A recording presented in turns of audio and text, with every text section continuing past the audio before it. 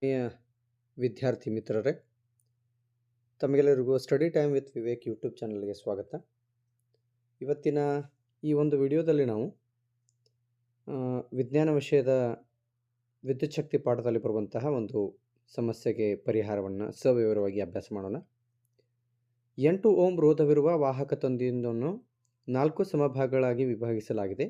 ಅವುಗಳಲ್ಲಿ 2 ಪರಸ್ಪರ ಸಮಾಂತರವಾಗಿ ಜೋಡಿಸಿದೆ. ಈ ಜೋಡಣೆಯ ಒಟ್ಟು ರೋಧ ಎಷ್ಟು ಅನ್ನುವಂತಹ ಪ್ರಶ್ನೆ.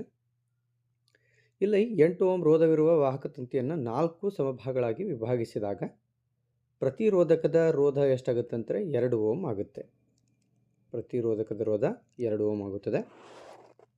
ಅವುಗಳಲ್ಲಿ 2 ಪರಸ್ಪರ ಹೆಂಗೆ ಜೋಡಿಸ್ರಿ ಅಂತಂದ್ರೆ ಸಮಾಂತರವಾಗಿ ಜೋಡಿಸ್ರಿ, ಉಳಿದೆರಡುಗಳನ್ನು ಸರಣಿಯಲ್ಲಿ ಜೋಡಿಸಬೇಕು ಅನ್ನೋದನ್ನು ನಾವಿಲ್ಲಿ ಗಮನಿಸಬೇಕು.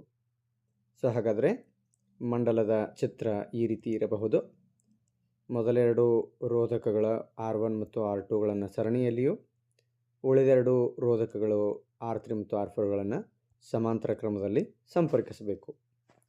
ಸೊ ನಂತರ ಮೊದಲನೇದಾಗಿ ನಾವು ಸಮಾಂತರ ಕ್ರಮದಲ್ಲಿ ಜೋಡಣೆಯಾಗಿರ್ತಕ್ಕಂಥ ರೋಧಕಗಳ ಒಟ್ಟು ರೋಧವನ್ನು ಲೆಕ್ಕ ಮಾಡಬೇಕಾಗುತ್ತೆ. ಸೊ ಹಾಗೆ ನಮಗೆ ಸಹಾಯ ಮಾಡ್ತಕ್ಕಂತಹ ಸೂತ್ರ 1/Rp = 1/R3 + 1/R4. ಸೊ ಬೆಳೆಗಳನ್ನು ನಮೂದಿಸಿದಾಗ 1/Rp = 1/2 + 1/2. ಸೊ ಇಲ್ಲಿ ನಾವು RPಯ ಬೆಲೆಯನ್ನು ಲೆಕ್ಕಿಸಿದಾಗ ನಮಗೆ ದೊರೆತಕ್ಕಂತಹ ಉತ್ತರ ಎಷ್ಟಂತಂದ್ರೆ 1 ಓಂ. ಸೊ ಈಗ ಜಸ್ಟ್ ನಾವು ಏನು ಮಾಡಿದ್ದೀವಿ ಅಂತಂದ್ರೆ ಸಮಾಂತರದ ಕ್ರಮದಲ್ಲಿರ್ತಕ್ಕಂಥ ರೋಧಕಗಳ ಒಟ್ಟು ರೋಧವನ್ನು ಲೆಕ್ಕ ಮಾಡಿದ್ವಿ. ಅದರ ಒಟ್ಟು ರೋಧ 1 ಬಂತು. ಈಗ ಮೊದಲೆರಡು ಏನು ಸರಣಿ ಕ್ರಮದಲ್ಲಿ ಜೋಡಿಸಲ್ಪಟ್ಟಿರ್ತಕ್ಕಂಥ ರೋಧಕಗಳದ ಅವುಗಳ ಒಟ್ಟು ರೋಧವನ್ನು ಲೆಕ್ಕಿಸಿದಾಗ RS = R1 + R2. ಸೊ 2 + 2 = 4 ಓಂ.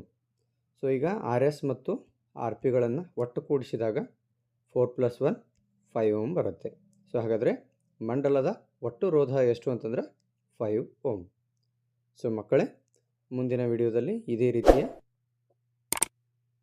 ವಿಜ್ಞಾನ ವಿಷಯಕ್ಕೆ ಸಂಬಂಧಿಸಿದಂತಹ ಅತಿ ಉತ್ತಮವಾದ ಮಾಹಿತಿಯನ್ನು ಮತ್ತೆ ನಿಮ್ಮ study time with Vivek YouTube ಚಾನಲಲ್ಲಿ ಮತ್ತೆ ಹೊಸ ವಿಡಿಯೋದೊಂದಿಗೆ ಮತ್ತೆ ಭೇಟಿ ಆಗ್ತೀನಿ. ಅಲ್ಲಿವರೆಗೂ ಬಾಯ್.